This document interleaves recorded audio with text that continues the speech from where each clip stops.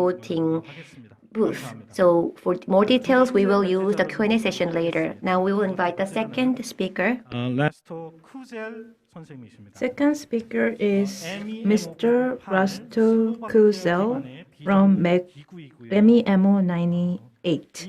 That is a non-official organization based in Slovakia. Let me briefly introduce you about this organization. 뒤에 MEMO의 구발은 98년도에 생겼다라는 98 refers to the foundation year of MEMO, according to the information I found on their website. 미국 기반의 National Democratic Institute National Democratic Institute for International 자금 지원을 받아서 Affairs sponsored this organization to launch its first project. And it is in charge of election monitoring, and it has established an official organization thanks to that sponsorship. They are contributing to critical thinking of citizens across countries, and the organization is also training journalists in order to realize a high-quality journalism. This non-government organization, MEMO 98, is most respected civic organization in Slovakia, according to the website information of this organization. Please welcome Mr. Rasťo Kužel. Well, thank you very much. I hope you can hear me. 네네, 저도 잘 들립니다. 자, 그럼 발표를 좀 부탁드리도록 하겠습니다. Would you please proceed? So good morning from Slovakia, and thank you very much, Mr. Moderator, for this very nice introduction. It basically means that you saved my time. I don't maybe have to show the 3 next slides, which I was planning to do in terms of introducing the organization. And good afternoon, ladies and gentlemen. It's really my honor to participate in today's forum, and I will be very happy to speak about the topic, the role of social media during elections. And in my presentation, I will try to focus on the positive aspects as well as the negative aspects of social media during elections. So as you already mentioned in your introduction, we are actually doing monitoring. We are doing it globally for 22 years. And indeed, our main goal is to ensure that people require good quality media content, which we believe is essential for critical thinking, for making qualified choices at the ballot box. Very briefly, these white dots are those countries where we have worked so far. So it's about 56 countries. And in terms of our focus, we are mostly known as doing media monitoring during elections, but since about 2015, we have also focused very much on this phenomenon of disinformation, particularly in the context of elections. But as you already mentioned, we also try to support good quality journalism, which we believe is the best response to disinformation, and we also work with vulnerable communities. So basically, in terms of the role of social media during elections, I think one important aspect which we have to pay attention to is the fact that the media environment has changed dramatically in the last few years, and indeed, the emergence of social media really has had a very important impact on elections, on its integrity. And when we consider this negative phenomenon, which is basically disinformation, let me just briefly mention, disinformation on its own, this has been here for many, many years. It's nothing new. It's an old phenomenon. What changed is actually the way how it is being disseminated. So in the past, we had what I would call traditional sort of vectors of disinformation. This is television, print, online, and radio. Whereas now we have basically social media that really can spread the disinformation within few seconds, and it can really reach huge audiences. So indeed, the arrival of private actors that for the most part remain non-regulated, such as Facebook and Google, has greatly affected citizens' ability to receive important information about elections. These players have become a principal platform of political interaction, as well as critical vehicle for political advertising. So in a nutshell, when we talk about the impact of these players on elections, we are talking about their reporting on the performance of incumbents. We are talking about providing candidates with a platform for debate, allowing candidates to relay their message to citizens, reporting on campaign-related developments, informing voters, importantly, how to exercise their rights. This is really important in the context of voter education. We also see that they monitor electoral process, including, as it was mentioned by the previous speaker, on election day, get out and vote campaigns and so on and so forth. And so also reporting on to the public on the result of elections, another important feature.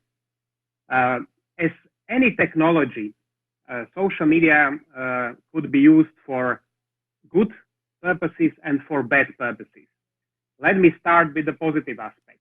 I think it's clear that with social media, it's easier to reach voters.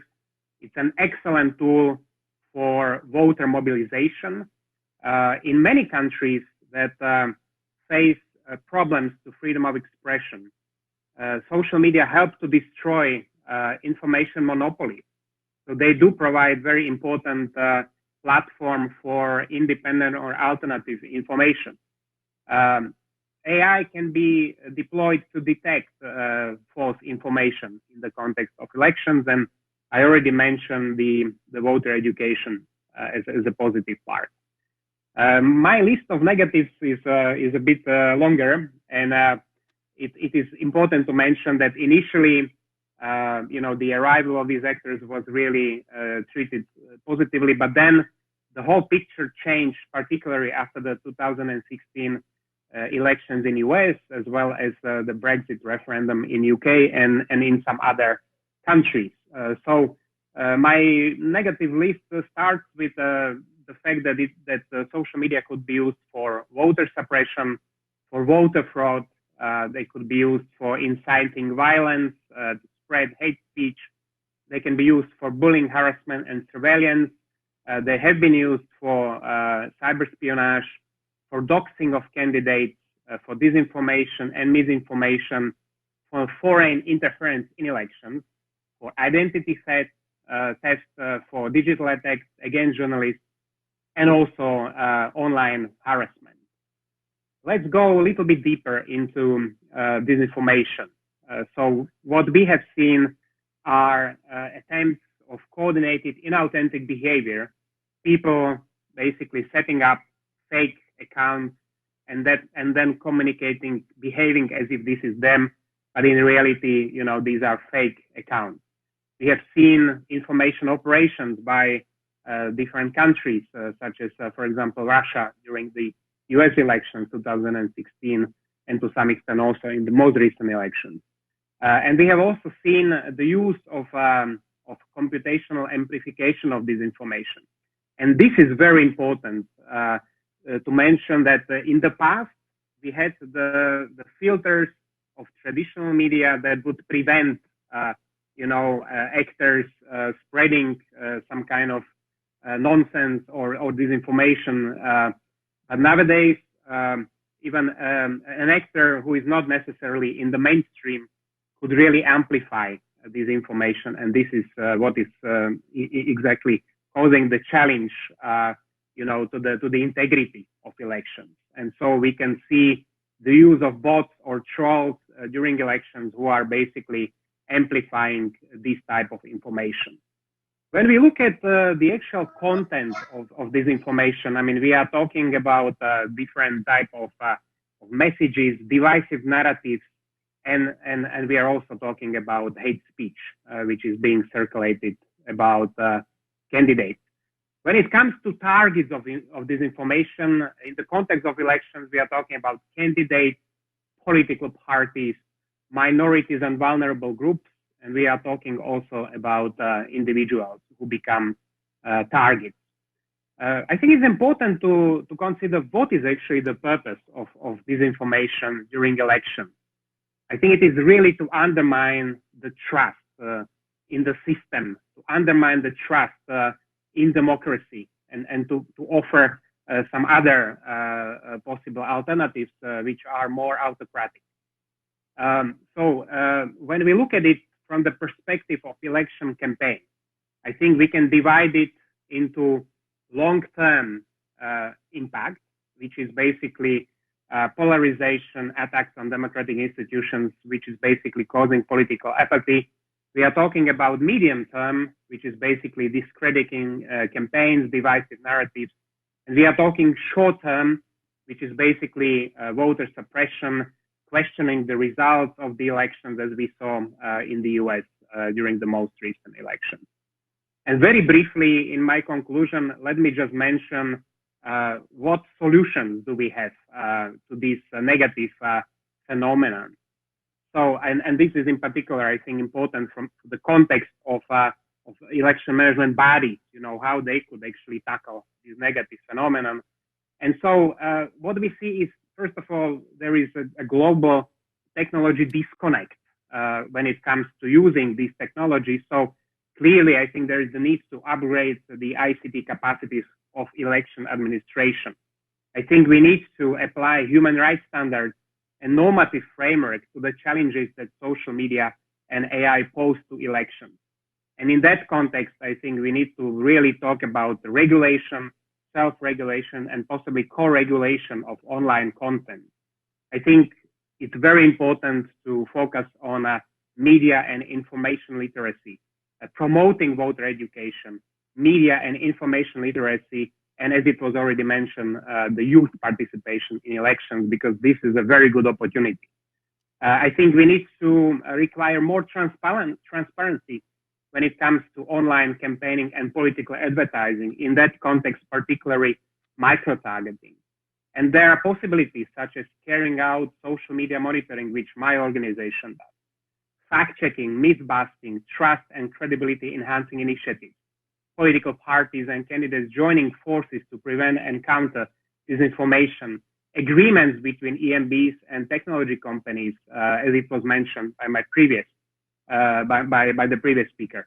And obviously, importantly, advancing gender equality and addressing violence against women in elections. I think I will stop it here. And of course, very happy to respond to any questions a little bit later. Thank you. 네, 감사합니다. 미스터 쿠제께서는요. Thank you, Mr. Kužel. He well explained positive and negative aspects of social media platform during elections. And he also mentioned about the repercussions of disinformation in the short, mid, and long term. So his presentation was really insightful, and he also offered solutions we can refer to. Scholars and researchers like me can refer to this presentation. I think this is a really valuable information we can refer to. 하겠습니다. Let's invite the third speaker. We have the professor of the Media Communication Department of Sungkyunkwan University. Her name is Hee-jo Kim, and she has done a lot of studies and researches on the impact of social media, and also she did a lot of studies on the impact of social media on people's discourses. I did a lot of work together with her in the past, not recently due to the crisis, but after we get the vaccination, maybe we can resume our joint studies from next year. Thank you for your introduction, Professor Yu. I am from the Media Communication Department of Sungkyunkwan University. So Professor Yu has introduced me already, so I will just jump into my presentation right away. And I first want to thank you all for staying with us until this last session. My presentation is actually the last one, so some of my presentation might overlap with what the other speakers said. But actually, I found that I'm the only speaker who is from the Media Communication Department of a university, so I will try to shed light on some different views from other speakers. So the title here is A Glimpse into Studies of Social Media and Election Campaigns. So a glimpse, actually, this word is not usually used in a formal forum or conference, but I used this term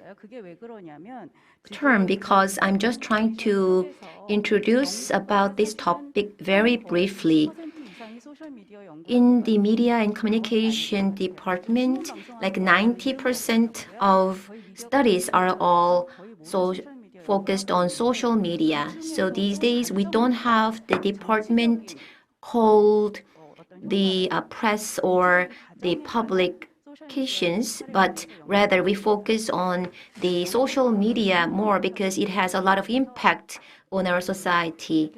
So there are so many studies and researches on social media, so I cannot cover everything, but I will just briefly touch upon it. So that's why I called it a glimpse. So there were many previous speakers who already said that the impact of social media is expanding in our society. So we can say that the starting point was with the Obama election campaign. In the US, many scholars agree that this was the starting point. And at that time, the core concept was micro-targeting. So in the past, when we had mass communication, we tried to send out the same message to all voters. But now we customize the messages to different voters, so that the messages can be customized to different tastes and different classes of people. That kind of micro-targeting started to get into the focus, and Obama used big data analysis in his campaign, and that kind of big data analysis was possible thanks to the social media. So that's how it all started. Then between 2009 until 2016, we started to see more diverse social platforms. And during the presidential election campaign, when Bernie Sanders was running for the candidate, he used the Instagram, the visual, video-focused social platform a lot. So although he's a candidate of an old age, he garnered a lot of popularity among young voters. In 2016, as you all know, the then candidate Trump utilized Twitter a lot. He didn't use the traditional channels at all, but mostly focused his campaign on Twitter. So we can understand that the influence of social media is expanding. And if we are to go into more in depth into this topic, Well, other speakers also mentioned about some negative impacts and also some concerns around social media. But I want to talk about this from a little different perspectives. That is not the problem with contents, but the issues surrounding the experience of the users. So I will focus on that, how the users are experiencing the social media when it's used for election campaigns. So as you can see here, well, the first problem is, of course, fake news and misinformation. As other speakers mentioned, we call it disinformation or misinformation. So it's like misinformation refers to information that is not true, and disinformation refers to the information that is deceitful with a bad intention. And there is also fake news, and the terminology itself for fake news, well, it's misinformation, but it has the form of a news. So for viewers, it looks like a news from a trustworthy media. So if you are to look at the starting point, actually it started out from a commercial intention, because the people who post those fake news wanted to gain a lot of viewership to get paid for that high number of viewership.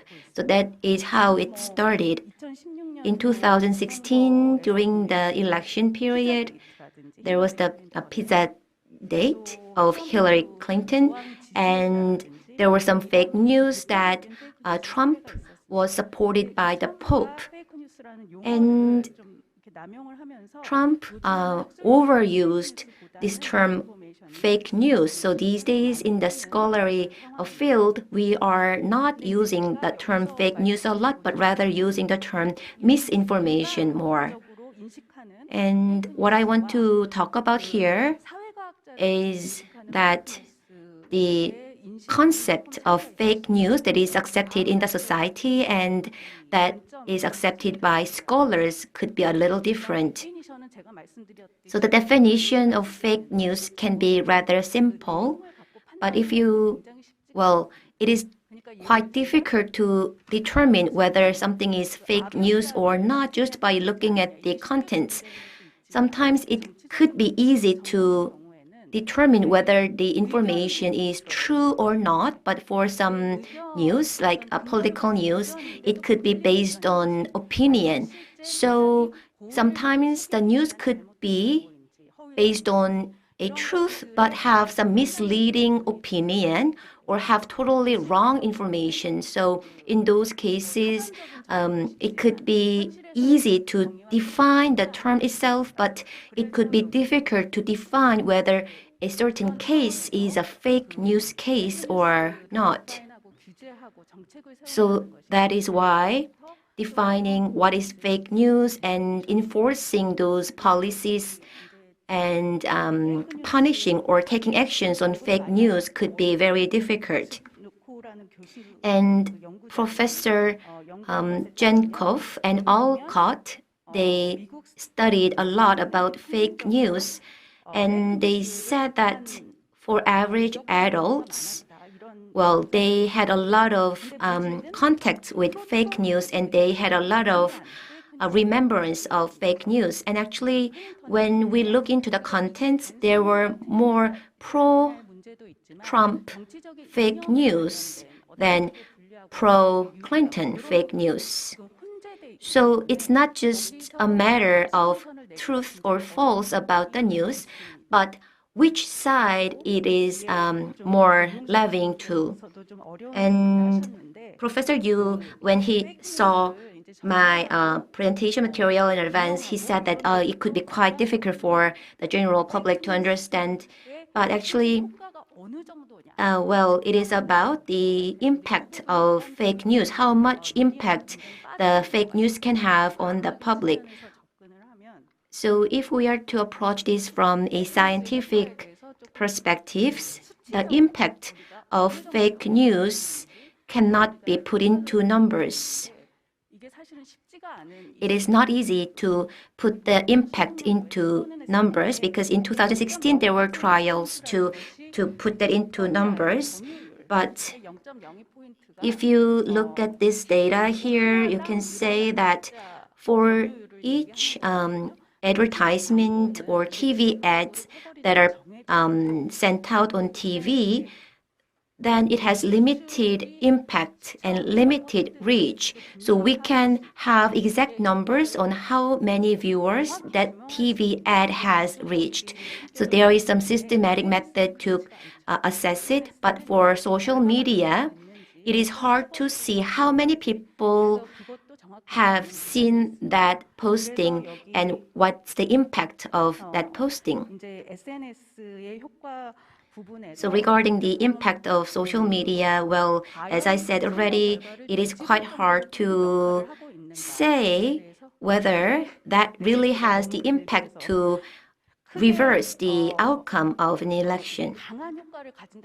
So we still don't have any conclusions as to whether those social network and social media posting can have some definitive impact on the outcome of the election. So here in fake news, same for Facebook, Google, Twitter, all these companies are issuing warnings to fake news and they are taking actions on fake news. And as I said already, the decision on whether something is fake news or not, if it is made by the company itself, well, it is still questionable whether that company can be free from legal liabilities. We still don't have any legal ground to allow the company to make that kind of decision. And there could be hate speech, terrorism, and hate crimes. Well, those are very obvious crimes and obvious miscommunication or wrongdoing. But for these very subtle misbehaviors like fake news and misinformation, I think that we need still more thoughts and more studies on this topic. And Ms. Yoon from Twitter Korea also talked about this, that they use machine learning algorithm to surface the fake news and misinformation. However, the problem these days is that there are hackers who can hack into that algorithm of machine learning to surface the fake news. So in the past, we could identify like 90% of fake news in the past by using the algorithm, but now due to the attack of hackers, that rate went down to like 5%. So coming up with these technologies and solutions to tackle fake news is not getting easier, but rather becoming more and more difficult. It's not just about fake news, but there is like something called political bots. So maybe you have heard it from news coverage. There are those automated bots. So there are those fake accounts being created and also machine learning creating those accounts automatically to distort the public opinion. And of course, we need very strong actions by using screening, but still, it's not like we can use technology to filter everything. It's not possible.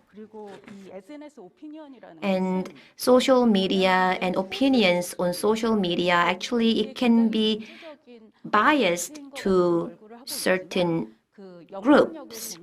Maybe we can say that it's democratic channel, but still, if you look into details, then the accounts, when you look at their tendencies or comments or retweets of those postings, we can say that they are very biased to certain groups with certain political preferences. So what I want to tell you from the communication perspectives is that for politicians, when they are using social media platform to run for certain elections, they think that still social media is something that is quite hard. So they still think of social media as a channel to send out their message. So they still think of it as a one-sided communication channel. However, what we need to understand is that social media is a two-sided communication channel where you can have true debate and communication with others. So here you can see that politicians think of social media as a channel to send out good information about themselves, and they use it in very defensive manner to hide any of their faults or flaws. However, it is about interaction. It is very important to have the interaction, although at the glimpse it might look like a waste of time or doesn't mean a lot, but in the long term, actually it is a good channel to construct the relations with the potential supporters. So it could be a good way to filter fake news and block misinformation, but it can go even further from there. And politicians can use it as a way to build trust in the public.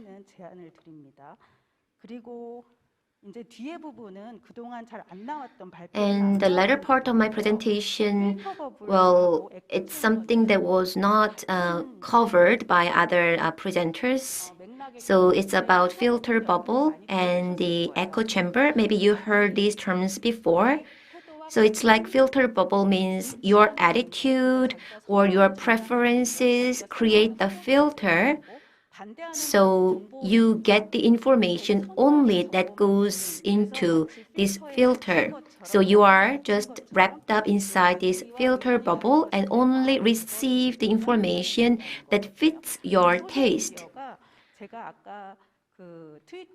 And the lady from Twitter Korea also talked about this, that social media is like an open internet that allows open communication, but it's very important to prevent this kind of filter bubble effect on social media platform to really allow the free and open discourse. So in the latter part of the presentation, it talks about the cross-cutting information.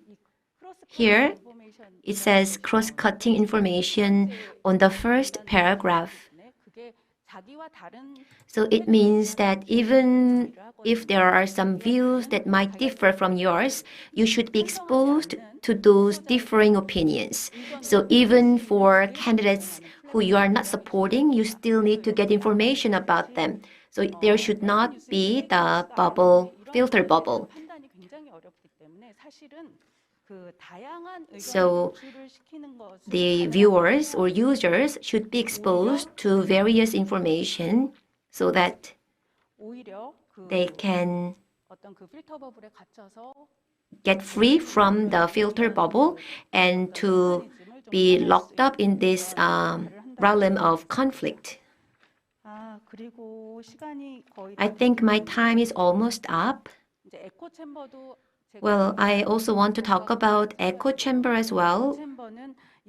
So when we say echo chamber, it's not just about exposure, but if you express something on the social media, then it means that it has some kind of repercussion effect, that your opinion or your view is even more strengthened when you announce something on the social media. So it's like if you search something on YouTube. If you find something that you like on YouTube, then you just continuously see that listed up on the YouTube.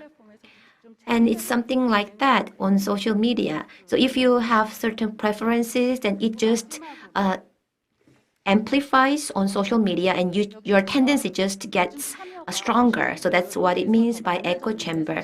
So we have more participation thanks to social media, but still the problem is that they are not based on knowledge. People don't understand about the actual political issues or political debates, but they just blindly support certain sides. These days, the influencers on YouTube or social media, they are not the scholars. They are not from certain background with the political knowledge or economic knowledge. So in those cases, they can just voice their opinions without any knowledge. And if viewers just watch that and just embrace that opinion, then it means that they can have the political participation without proper analysis or proper knowledge. So in the past, we had opinion leaders and influencers, and they had certain knowledge about what they were saying. But these days, that's not necessarily the case. So we need to be very careful in that regard. So that's the end of my presentation. Thank you. 금희조 교수님께서는 So Professor Kim 선거 캠페인 과정에서 has talked about various impacts of social media that can arise during the election period. 요약해 주시고 So she has summed up those problems into 5 key areas. 세 분의 발제를 잘 So we had 3 speakers for session 2, and now we will invite them all to have the Q&A session. We have about 11 minutes left.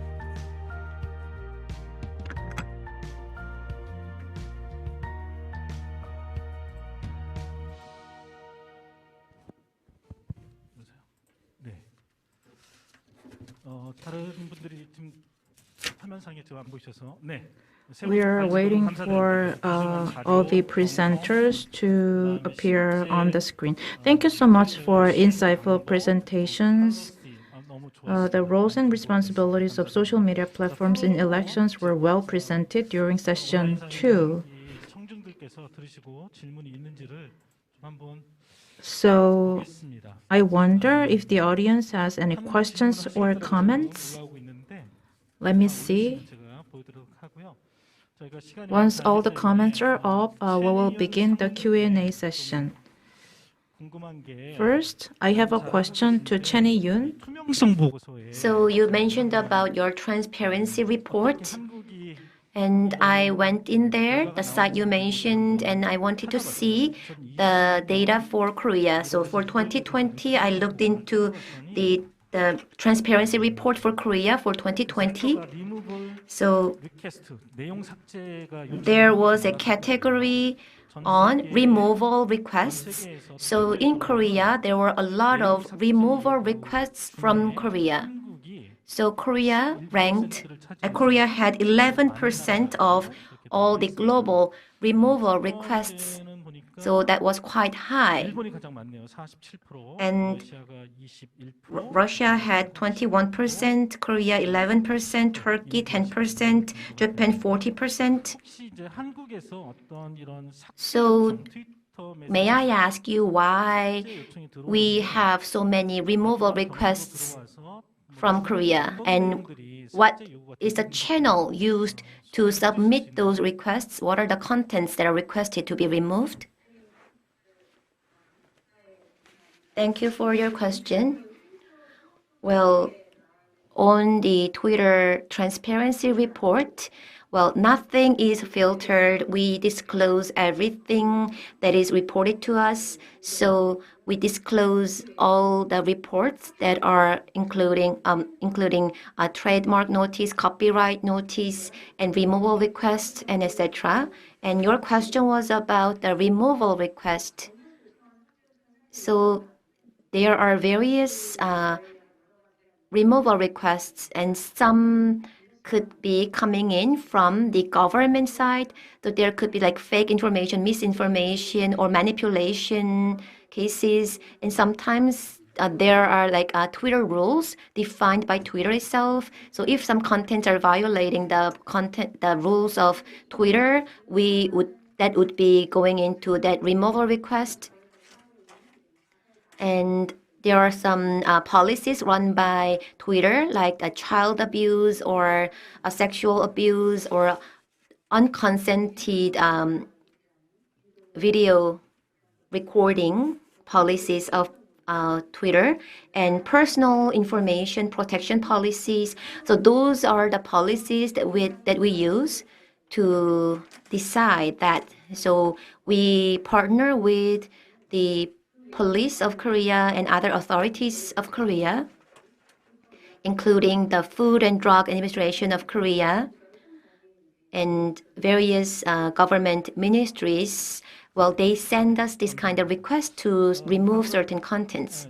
Now we have the next question. 질문이 들어왔는데요. 딥페이크는 이 주제하고 조금 약간 차이가 있어서 The question is about deepfake. Somebody asked a question about deepfake, but is there anyone from the speakers who can answer this question about deepfake?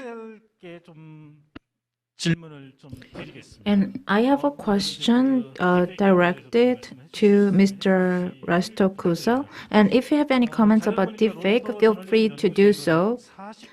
According to Reuters Journalism Research Center, according to the survey on 40 countries, in Korea, this is a really shameful result. Korea is ranked last in terms of the trust toward journalism in Korea.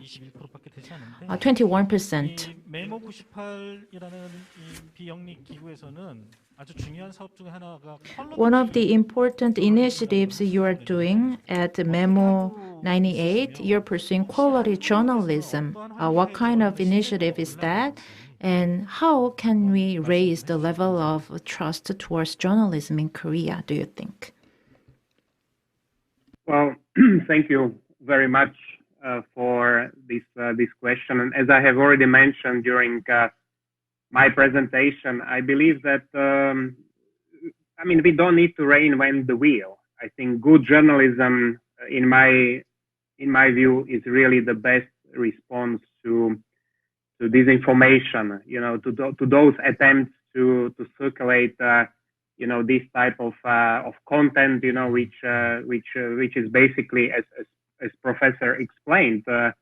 I think that the most dangerous is one which contains certain elements of truth or fact, but then manipulates the rest of it, puts it in a wrong context, and so that's why what we do is we really try to explain to journalists the complexity of elections. How to report on elections in a very sort of qualified way that people would be sort of able to digest that information and actually appreciate the differences between this type of content, which now is available widely, as Cheney said, thanks to the open internet. But now we need this compass, for citizens to be able to navigate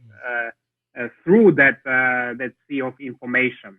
So that's what we try to do. And maybe very quickly to address the issue of fake videos, deep fakes, so-called.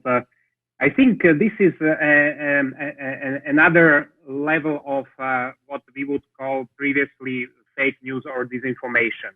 We had mainly maybe pictures in the past or content, but now it's actually technology allows for these deepfake videos, which basically are relatively easy to access.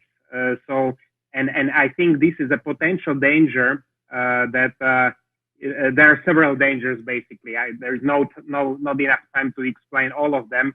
But simply it's really dangerous that these deepfakes could become part of election campaigning.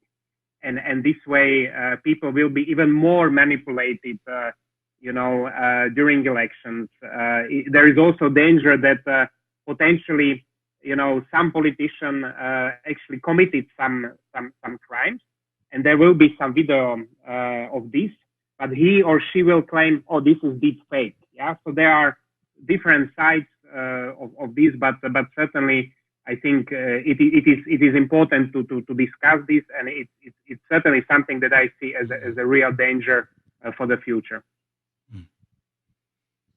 Okay, thank you. 네, 금희조 교수님께 좀 금희조 교수님께 좀 제가 질문을 드리겠습니다. Now I have a question to Professor Kum. 학자로서 So as a scholar, 이런 허위 조작 정보에 대해서 when 많은 관심을 갖고 연구도 하시고 you must have a lot of interest in the study of fake news and misinformation, and you must be getting a lot of information about that. And in Korea, there were a lot of governmental efforts and civil efforts and scholarly efforts that were made to reduce fake news in the Korean society, but they were all failed. So while you were doing your studies, did you find any clues on how to resolve this problem? Actually, this is not just limited to Korea, but actually a global problem faced by all countries. But in the US, they have their social media companies that are located in the US, and they are creating their policies to prevent the fake news. And in Korea, we have portal sites that are running those policies, but we can still say that they are not very effective. Well, there is YouTube and Facebook, and they are located outside of Korea. And when we have some problems in Korea, they are just foreign companies, so they are not properly tackled and not promptly tackled. So I want to just ask you whether you have found any clues to that. Well, Professor Kužel has talked about deepfake, but in Korea, the impact of deepfake is not that significant yet, but in the US, it's already very big. And technically, actually, it is very difficult to tell whether something is deepfake or not unless you are an expert. So that's the big problem, and it would be very difficult for viewers to discern whether something is deepfake or not. But as I said during my presentation, to grant the authority to the tech company to remove certain contents and to suspend the account, like in the case of Trump, well, there was this violent case. There were many problems. That is why Twitter decided to make the decision, and it's all supported by so many people. But still, if you look at Google Trend for that timeline, there were a lot of debates on the freedom of speech, freedom of expression. So it is not something that can be just decided and implemented. It is still very much open to debate. So in the past, so far, people were so used to the mass media and not social media. So people just blindly trusted what was published on the media. But with the social media, you can never trust whether that has the ground or not, whether that is based on fact or not. But people still don't have that kind of mechanism in their thinking. So the presenter from Twitter said that there is new function that says read before retweeting. I think that is very useful and meaningful feature. So it's not just about introducing a new policy or function, but it's more like educating the users on how they should be using the social media. So what is hopeful is that I see some changes, good changes. And during the past year's election, we of course had some fake news and misinformation, but still the impact of that was smaller compared to what happened in the past. So that is the good news. Thank you very much. Actually, we are past 2 minutes past the assigned time. One of the biggest role for moderator is to keep the time, and I am neglecting that role. So there are great questions coming in, but due to time constraint, I don't think that we can discuss about them. But I want to thank the three speakers for your valuable insights and valuable information you have shared with us. So it was so nice to have you on our forum. So this is the end of the second session.